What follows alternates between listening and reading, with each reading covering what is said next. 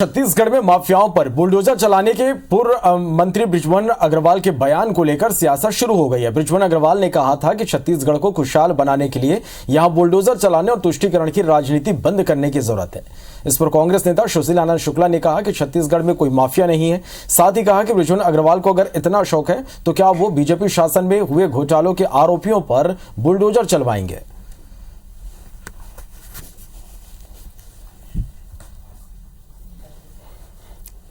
अगर इस देश में और छत्तीसगढ़ में अगर इसको खुशहाल बनाना है तो हमको या बुलडोजर भी चलाना पड़ेगा, हमको तुष्टीकरण की राजनीति भी बंद करनी पड़ेगी।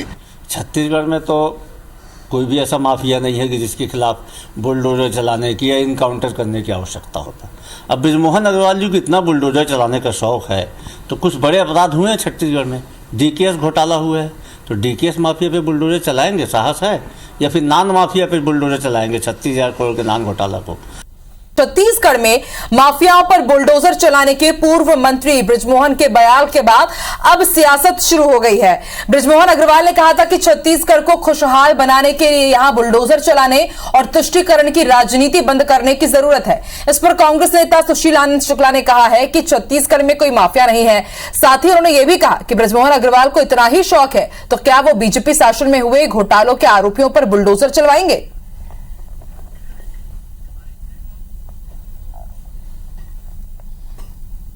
अगर इस देश में और छत्तीसगढ़ में अगर इसको खुशहाल बनाना है तो हमको या बुलडोजर भी चलाना पड़ेगा, हमको तुष्टीकरण की राजनीति भी बंद करनी पड़ेगी।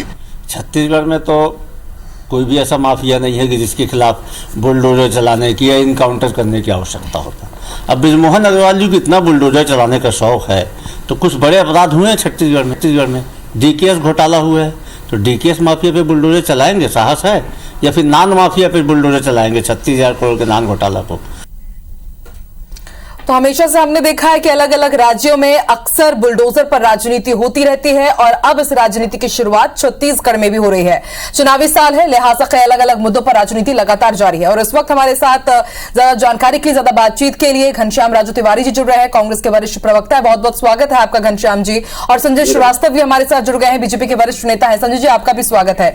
संजय जी, पूर्व मंत्री बृजमोहन अग्रवाल का आपने भी बयान सुना। उन्होंने कहा कि अब छत्तीसगढ़ में बुलडोजर चलाने की जरूरत आन पड़ी है। ऐसी क्या स्थितियां आपको लग रही है कि बुलडोजर चलाया जाए तभी छत्तीसगढ़ में शांति आएगी? देखिए, जिस तरीके से छत्तीसगढ़ में अपराधियों का जो आतंक बढ़ा है, इनके जो हौसले बुलंद है कांग्रेस की सरकार के संरक्षण में, जिस तरीके से घटनाएं बीरमपुर से लेके कवर्धा से लेके नारायणपुर में जिस तरीके से धर्मांतरण और जिस तरीके से लगातार अपराध, सामूहिक दुष्कर्म, प्रत्येक दिन कोई एक ऐसा दिन नहीं जब समाचार पत्रों में दिखाई ना दे कि कहीं ना कहीं इस तरह की घटनाएं हो रही हैं। तो मुझे लगता है कि ऐसे अपराधियों के हौसले पस्त करने के लिए बुलडोजर एक संज्ञा है। बुलडोजर की जाके किसी के ऊपर बुलडोजर चढ़ा नहीं दिया जाता है, एक संज्ञा है कि इनके ऊपर बड़ा आक्रमण करने की आवश्यकता है। और जैसा कि उत्तर प्रदेश, जो कि कहा जाता था कि माफियाओं का जिस तरीके से वहां पे अड्डे हैं, जो संरक्षण पुरानी सरकारें देती रही, जिस तरीके से योगी जी ने बुलडोजर जो चलाया उनके हौसले पस्त करने के लिए, ये दिशा है। तो मुझे लगता है कि हर सरकार को करना चाहिए, कोई बृजमोहन जी कहे बीजेपी की सरकार नहीं, जिन सरकारों के अंदर में अब यदि अपराधियों के हौसले बुलंद हो तो उनके हौसलों को पस्त करना चाहिए। जनता परेशान होती है, उनका कहने का तात्पर्य है ये नहीं कि ऐसा है सुशील जी कह रहे हैं वैसा है आप अपने समय, ये कहानी किस्से की बात नहीं है। बात यह है कि अपराधियों के हौसले पस्त करने के लिए कड़े एक्शन की आवश्यकता है।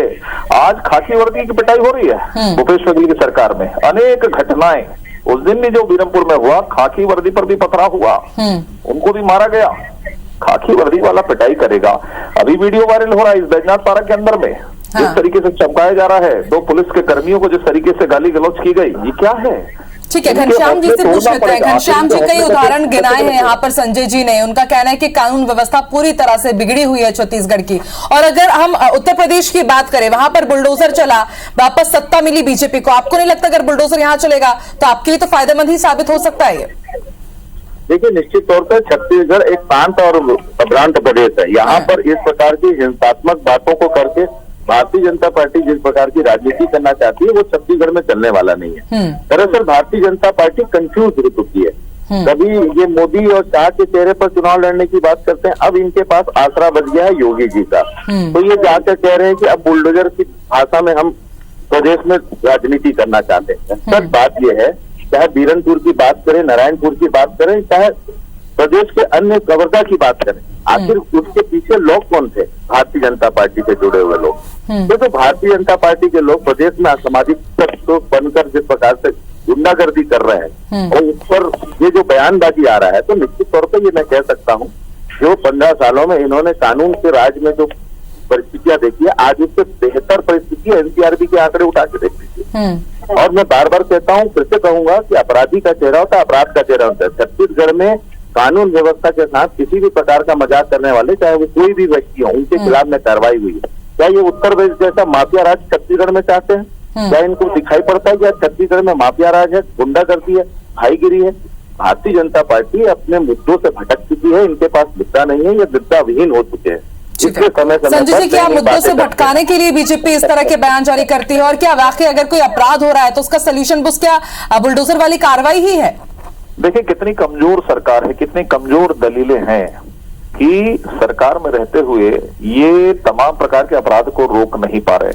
सब के सब छोटे से बड़े नेता मंत्री टाइप वक्तव्य देते हैं कि हमारे यहाँ सब ठीक है, ये चल रहा है, वो चल रहा है। इन्होंने कहा कि भाजपा के लोग एक भाजपा के नाम तीनों चारों घटनाओं में ला दो ना, सामने लेके आइए, जेल की सलाखों के पीछे भेजिए। केवल भ्रम फैलाने की राजनीति करने का काम, अपराधियों के हौसले बुलंद करने की बात, उनके हौसलों को तोड़ने की बात हो रही है। उसमें तो आपको सहमति देना चाहिए कि हाँ, अपराधियों के हौसले, केवल आप चुनाव की बात करते हैं। यहाँ पर ऐसा है भूपेश, बिल्कुल घनश्याम जी, देखिए हमने सुशील आनंद जी को भी सुना, उन्होंने कहा कि बीजेपी शासन में जो घोटाले हुए हैं उनके आरोपियों पर बुलडोजर चलाए। सरकार आपकी है, ये तो आपको ही तय करना है, बुलडोजर तो आप ही चलवाएंगे अगर आप इनकी बातों से सहमत हो जाते हैं तो। आकांक्षा जी, दुख इस बात का है, बुलडोजर एक हिंसात्मक प्रतितत्व का बिंब है और मुझे लगता है कि भारतीय जनता पार्टी को ये कृत्य उचित लगता है भारत के संविधान और अधिकारों के आधार पर। तो ये सीख और सलाम नरेंद्र मोदी जी प्रधानमंत्री जी को क्यों नहीं देते? पूरे देश भर में अपराधियों के खिलाफ बुलडोजर चलाएं। अगर बुलडोजर से ही न्याय मिलना है तो बुलडोजर की सीख ये प्रधानमंत्री जी को दें, ताकि देश भर में जो हालात हैं आज उससे सुधरा जाए। छत्तीसगढ़ में कानून का राज है और यहाँ पर कानून से ऊपर कोई भी नहीं है। भारतीय जनता पार्टी इस प्रकार के दलीलों से अपनी राजनीतिक रोटी नहीं सेक सकती। ठीक है, अब राजनीतिक रोटियां सेकी जा रही हैं या नहीं घनश्याम जी, साल के अंत पर ये साफ हो ही जाएगा। जनता सब समझ रही है और जरूरत भी है कि बुलडोजर को सिर्फ राजनीतिक हथियार ना बनाया जाए। बहुत बहुत शुक्रिया संजय जी, घनश्याम जी हमारे साथ जुड़ने के लिए, हमारे साथ चर्चा में जुड़ने के लिए शुक्रिया।